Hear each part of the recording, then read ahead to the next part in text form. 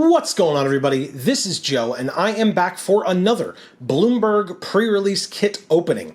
The last time I did one of these, I did 4-in-1 video, which thank you to any and all of you who watched that one. This time, I'm back to just doing one at a time. A Tale of Paws and Claws is this one. And I say back to, I have not done a single Bloomburrow pre-release kit opening, but I have done a lot of pre-release kit openings. In fact, I am the person who has opened more pre-release kits than anybody else here on YouTube, and I'm not planning on stopping anytime soon. But on the inside of this one, we have a blue die, which is great, actually, because if you can see over here, I do have one of each, but I only had one blue, one black, one green, so now I have a second blue, which is great. We will check out the contents of this kit. I don't have to show you what the boxes look like, because you can see them all behind me right here, or behind the filming right there. Here are the packs. We've got the insert with, again, this same image on it, which is cool. The divider, if you will. Speaking of, this is the insert. For building a pre-release deck, it tells you how to do that. I've always said pre-release, a very good event for new players, especially, look, it literally says, when in doubt, ask for advice. I've said that for such a long time. I really think if you're at a good store, with knowledgeable players and good people, they're always willing to help out. I literally was one of those people at the store because the owner realized there was somebody who was new, literally told the guy to sit next to me and ask me any questions. I was like, look, doesn't mean I'm good, but I at least know, you know, the land breakdown and the card breakdown and stuff like that. So, but I was able to help out and answer some questions. So for newer players, that is, in my opinion, the best thing to do, is to go to an event and ask those types of questions. The other cool thing that they did with this insert that I have not seen them do before is they included this like little art, which is great. I mean, they've done that before. But what they did at the bottom was they talk about then all of the color combos, the 2 color combos, and what you're supposed to kind of be looking for with that. So, hey, if you're playing white-black, it's a bat folk deck. So if you see a black bat, it probably goes in the white-black deck. Stuff like that. So again, really helpful to people that, even if you're not a newer player, but you're new to the set, which at pre-release many people are. Obviously, some folks may be online looking at spoilers or previews and reading articles and things like that of, you know, pros or professional content creators and things like that talking about the set, so they may not be, like, quote-unquote new to the set, but at the same time, there may be people who are like, look, I mean, I play Magic, but I'm showing up to this event completely blind. That is a cool thing with that insert, to be able to learn all those things. So here is a code for MTG Arena. Now, if you have not seen these individual openings from me before, this code is going to be given away. And you may think, oh, that's really cool, but, like, how am I going to be able to win just one code with all the people that are going to be watching this video? Well, I've got other chances for you. In fact, 6 chances for you in this video, because I'm going to be opening 3 kits in 3 videos, and I have 15 extra codes, because, as it says on the codes on the other side on the bottom, it is limit 1 code per account on MTG Arena. That's not our rule, that's Wizards' rule. And so you literally will be getting 1 pack opening, then one code, then a pack opening, then a code, then a pack opening, etc., etc. Because, like I said, 1 code per account on MTG Arena, and so because players who played in multiple events knew this, they knew that a second code wouldn't be useful to them, or some people just didn't play Arena at all. And so shoutouts to the Champion Card Collector community. Those folks are absolutely incredible. I'll talk more about them throughout the course of the video, but it's because of them that we have all these extra codes to give away to you. And so if you want to thank them, feel free to shout them out in the comments down below as well. Here is our promo foil, rare or mythic, and it is a rare in Thorn Vault Forager. Make sure you can see that. Look at that foiling. Not bad at all, especially this, like, green part here in the sky in the background there. Very nice. It's a mana dork, which is super important for ramping and stuff. You can forage to add in any combination of colors, and you can search for a squirrel. So the squirrel deck is the green-black deck, if I recall correctly. I could look at my little insert over here, but regardless, and in fact, I'm almost certain of it. So we can keep an eye out for that. If the kit isn't leading us in that direction, but we are playing part green, I would absolutely still put that card in. So here's the first code for MTG Arena. Like I said, 1 code per account, and feel free to shout out in the comments down below. Say, hey, code 1 worked for me, so that folks watching this will know. But yes, as I mentioned, folks at Champion, we made videos for them over the course of pre-release weekend or pre-release week. And if you have not gotten a chance to check those videos out, many of you have, by the way, and thank you so much for doing so.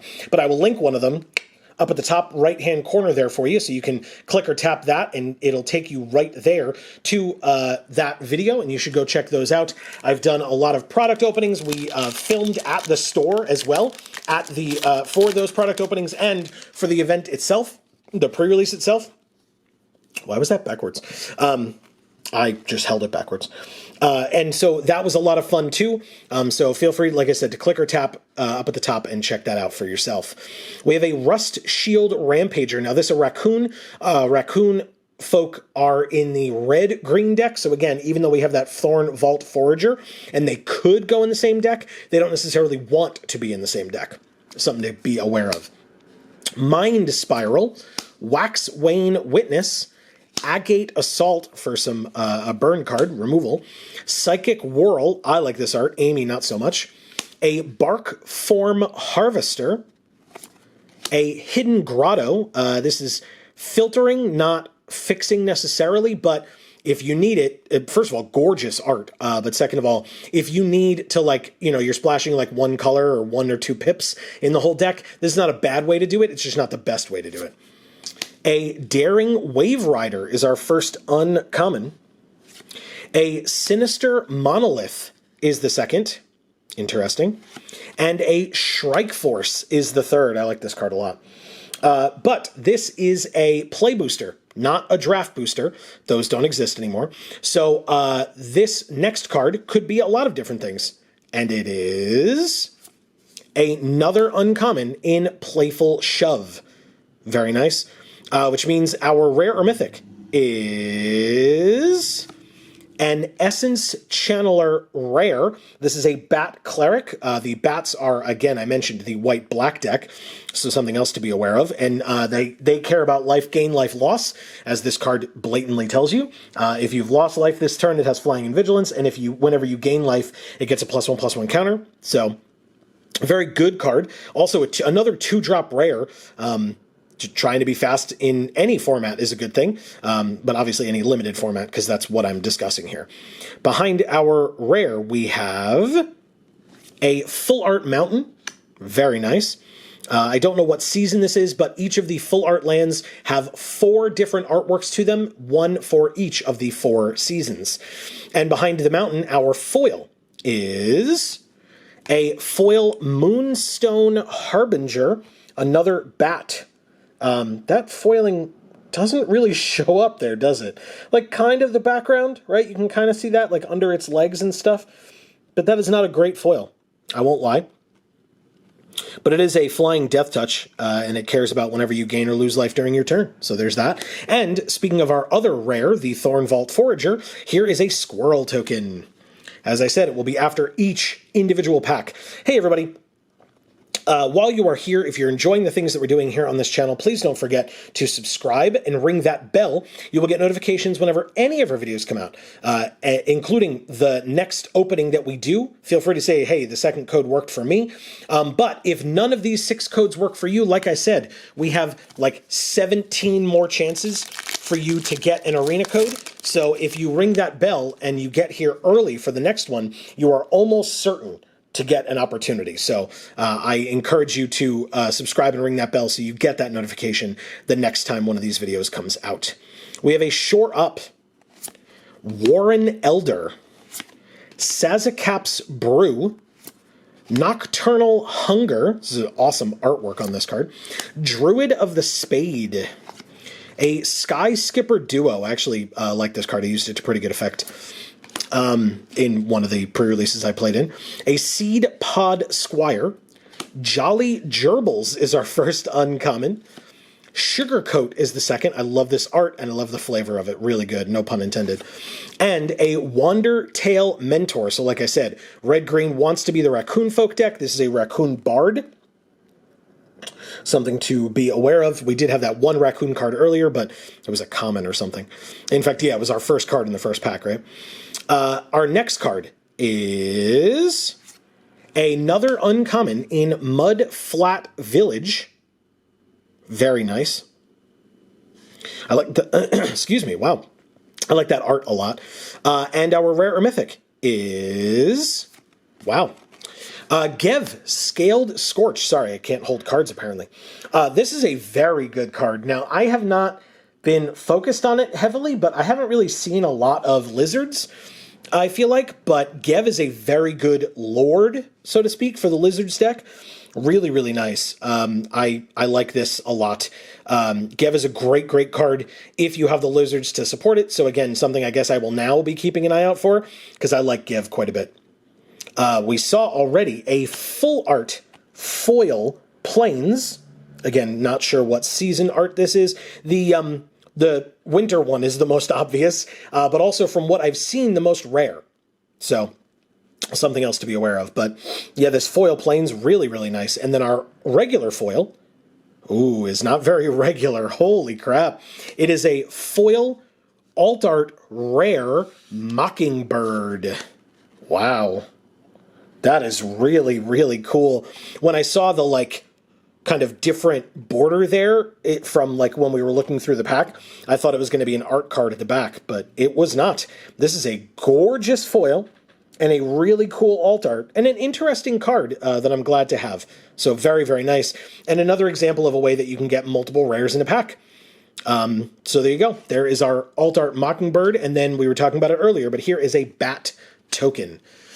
It's the next code for MTG Arena. If you're unaware, we stream MTG Arena every Monday here on this channel at 8 p.m. Eastern.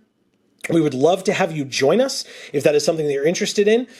We play limited almost exclusively. Every once in a while we'll play like a brawl game against a viewer or something like that, but 99% of the time we are playing whatever the newest limited format is. So if you want to see Bloomburrow being played in limited, come join us, like I said, 8 p.m. Eastern every Monday night right here on this channel. We would love to have you. And then, you know, come talk about the set, come talk about your lives, come talk about whatever you feel like. We don't necessarily always talk Magic the entire time because, man, that would get boring after a while. But we would love to have you talk about whatever you're interested in discussing. We have a Treetop Sentries to start, another squirrel. A Dire Downdraft, I like this one. A Carrot Cake. I saw this played a lot during the preview stream that we did, or the streamer event that we did, sponsored by Wizards of the Coast. I mean, the card is fine. I didn't think it would, like, auto be included in every white deck, but we saw so many of these ones played. Very interesting. We have War Squeak. Dire Sight, this is a good one for card draw in black. A Pond Prophet, very good card to be blinked or bounced back to your hand in that particular deck. A Bumble Flowers Sharepot, not a bad one. It gives you a food, which certain decks care about food, but it also, which I believe is like the Squirrels deck, but it's also just a removal spell late game, or removal card late game. We have a Bark Knuckle Boxer for another Raccoon card as our first uncommon.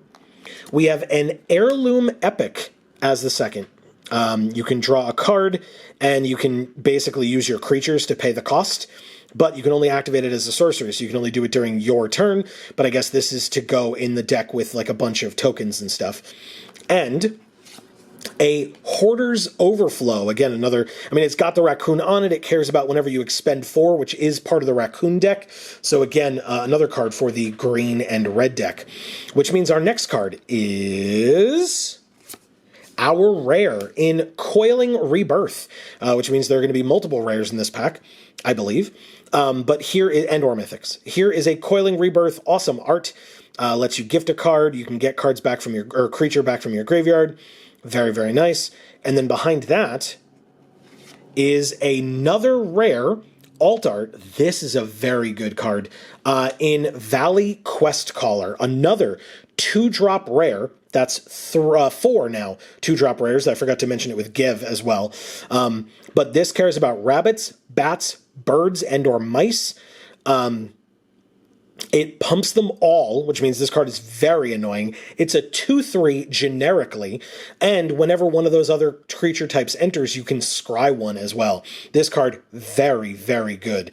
And again, another good reason to play a card like Carrot Cake or something. So with all of those different creature types, this kind of jumped to the top of my list as something I would want to try and play. Very good card. Behind it, we have a full art mountain. And our foil is a foil common Bat Cleric Starlit Soothsayer. Again, not an... I guess, like right there, you can see this part looks really good in foil, like the magic and stuff in that area. But otherwise, a very dark foil, and I don't love it. But that part looks great. And again, a bat. And then we have a Coruscation Mage token with the Offspring ability. Hey, look, it's another code for MTG Arena. Again, it's going to be every single pack, y'all. Every pack. We have a lot of codes to give away. Again, shout-outs and thank you to Champion. Let's say, hey, what are we on? 3rd, 4th code worked for me? I think we're on the 4th. And also, if you're unaware, check the links in the description down below. It will take you to our other 2 channels, Video Games for All and Gluten Free for All. And you can sub and ring the bells there as well as links to our socials. And you can check out especially our Instagrams. We're not really doing a ton of things over on the other socials, but they do exist, and we may go back to them eventually. Who knows? So if you're really itching for somebody to follow on X that really doesn't post at all, or on Facebook, you want to join a group that doesn't update at all, you're more than welcome to do that too. But our Instagrams are things that we actually post on more often than not, so we appreciate it. This is a Life Creed duo, both a bat and a bird, which works really well with Valley Quest Caller. Very nice.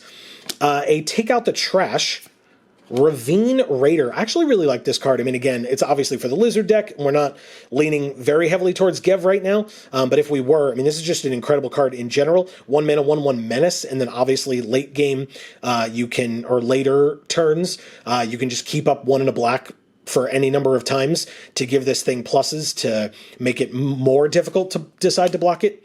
We have a Longstalk Brawl. I like that removal spell quite a bit, that fight spell. Finch Formation, more birds. Tempest Angler. We haven't seen a lot of otter stuff, but this is one of the otter cards, cares about non-creature spells. We have a Fountain Port Bell. A Quake Tusk Boar. So Boar, not one of the creature types heavily supported in this set, but this is just a 5 mana 5/5 Reach Trample Haste, which seems pretty busted, and it's our first uncommon.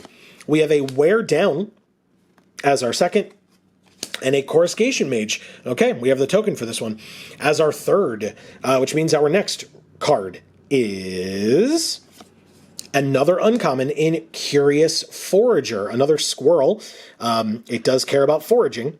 Very interesting. And then our rare or mythic is an Ember Heart Challenger in red. It is a mouse warrior. So mouse, one of the types that Valley Quest Caller cares about. So something to be aware of, keep an eye out for. Behind it, a full art plains. And our foil is a foil uncommon Brazen Collector Raccoon in red. Not bad. There we go. Catch the foil, Joe. We got it. Very, very nice. I like that. I like that foil a lot, actually. And then here's an art card. It's actually been a bit since we've seen, or the first art card of the video. This is Wix Patrol. That's what it's called. Interesting art with this guy on the bug, just kind of like going through a swampy area. Hey, guess what? It's the 5th code for MTG Arena. We are also live every Friday over on Video Games for All. I mentioned those other 2 channels, links down below in the description. We are live every Friday on Video Games for All, also at 8 p.m. Eastern, playing whatever video game we happen to be playing at the time. So feel free to check that out also. And thank you so much for doing so. And again, feel free to say, hey, the 5th code worked for me. Again, 6 codes per video is pretty great, and I think the most we've ever given away per video, per arena codes. Really, really awesome. We have a 3-tree Root Weaver, another mana dork for 2 mana, and it adds any mana of any color as opposed to the our promo foil, which only added green, which is still a great card. Night Whirl Hermit, Sonar Strike, I like this one. Alania's Pathmaker, more otter stuff. Scales of Shale, Tree Guard Duo, I actually really like this one as well, and it's a Frog Rabbit, notably for the Valley Quest caller. A Whisker Quill Scribe, Mouse Citizen. Light Shell Duo for a Rat Otter. Does the quest caller care about rats? It does not care about rats. Okay, good to know. Good to know. Still a pretty good card. A Splash Lasher Uncommon, our first uncommon. Fell. What a great removal spell. Is our second. And Wildfire Howl is the third. I love this artwork. It is incredible. The card is damn good as well, but the art is so pretty. Very, very nice. Behind it, our next card is a rare in Portent of Calamity. Interesting. I love that art. Love that. And our next, nope, we just have a land after that. Okay, interesting. Full art forest specifically. And then our foil is, yeah. I don't know why I suspected it, because we only got 3 uncommons and then right to the rare. But we have a foil mythic Season of Gathering. These season cards are interesting. It's a little expensive. But I mean, right now it's so weird. Like I said, that Valley Quest caller really speaks to me. I know the red-white deck is very fast, and we might be able to do some shenanigans with it because we have like the Essence Channeler and stuff too. But also white-green really jumps out at me, and especially now with this Season of Gathering too. I would love to know your thoughts, by the way, down in the comments below, what kind of a deck you would make if you opened this kit at pre-release. And if I have to say it, that foiling is very, very cool. Very cool. Plus, it's a foil mythic. I mean, I'm not going to complain. I will complain about an ad card, though. Although it's the only one in the video so far, so I guess I won't complain too much. The final code in this video for MTG Arena, like I said, please don't forget, if you sub and ring that bell, you'll get notifications before the next one if this code does not work for you. If it does, by the way, shout it out in the comments. Hey, the 6th code worked for me. But if it doesn't, we have 6 more to give away next week and 6 more to give away the week after. So stay tuned for all of that. And hopefully you get one eventually if none of these worked for you. And whoever gets those codes today, I hope that you get great stuff. And we would love to know what you open on Arena with those codes. Let us know. We have Crumb and Get It, the amazing artwork on this card. And to the pun, of course, we have a Kindle Spark Duo, technically a lizard if we go give for any reason. A Dagger Fang Duo, Rat Squirrel. Sticky Tongue Sentinel. Water Spout Warden, the blue-green deck poking its head out. A Rabbit Mouse Bravekin Duo. This one works really well with Valley Quest Caller for sure. A Veteran Guard Mouse also with Valley Quest Caller. And even if we're not doing red-white, right, we're doing green-white instead, this still absolutely gets in, notably. A Plume Creed Mentor for a bird, and it's our first uncommon. Long Rivers Pull. I know Amy loves this art, loves it. And a Bright Blade Stoat, notably a Weasel Soldier. Weasel, not one of the types that is supported, but still a good card. First Strike Lifelink 2/2 for 2. Incredible. And our next card is a Paw Patch Formation. Sure. Draw a card, make a food, destroy an enchantment, or destroy a creature with flying. So those like second 2 that I read, but the top 2 of the card itself, obviously situational. So this could be a sideboard card, but you could also just put it in and draw a card and make a food if you had to. But that's another uncommon, which means our rare or mythic is, wow, Yigra, Eater of All. Okay, well, this might change things. Holy crap, this card is good. I might just try to splash black. We do have that 1 mana dork that I talked about in green. There's also the fixing land, the 1 fixing land that we have. that I talked about as well for filtering. I said it's not really fixing, it's filtering, but still, with those two cards, Igra is incredible. And any way that you have of making food, I literally just talked about this Paw Patch formation, it now gets in, no question. Because any food that you sacrifice gives this thing 2 counters, even though obviously all your creatures are also food, but if you have any other way of making food. So yeah, I think I would do that. I think I would go green-white, splash black for Yigra, or maybe I go black-green, splash white for like Valley Quest Caller and stuff. I would love to know your thoughts. Again, like I said, down in the comments below, what would you play? But yeah, this jumps out at me a lot. Our full art land is a mountain in foil, by the way. Gorgeous. Wow. Very, very pretty. Oh, so good looking. And our regular foil is a foil common in High Stride. I'm not in love with this card. It does give reach. So don't forget, if we're playing in a pre-release, it is best of 3, so there is sideboarding. So I would probably keep this in the sideboard, but board it in if and when they had a lot of flyers, or I realized that, you know, combat tricks are being incredibly helpful for us in particular. This one, obviously not really the one that, like, gets you in for the kill necessarily on your own combat, but on theirs, very, very helpful.